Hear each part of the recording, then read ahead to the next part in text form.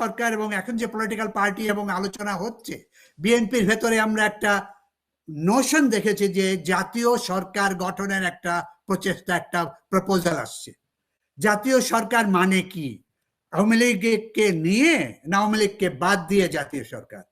আমার কাছে যেটা এখনো মনে হয় সেটা হচ্ছে যে বিএনপি যেটা চাচ্ছে সেটা হলো আওয়ামী লীগকে নিয়ে আওয়ামী লীগের যে অংশ এখন বাংলাদেশে আছে হাসিনাকে বাদ দিয়ে আওয়ামী লীগের যে একটা ডিসেন্ট একটা প্রচেষ্টা, কারণ আওয়ামী লীগের যে হিস্টোরিক্যাল রোল এটাকে তো আমরা কেউ অস্বীকার করতে পারবো না, এবং আওয়ামী লীগের যে একটা বড় রকম ভূমিকা, আওয়ামী লীগের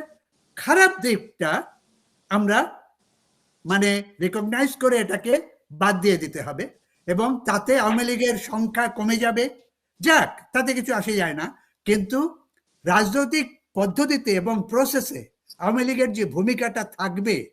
ডেমোক্রেটিক গণতান্ত্রিক একটা প্রসেসে আওয়ামী লীগের যে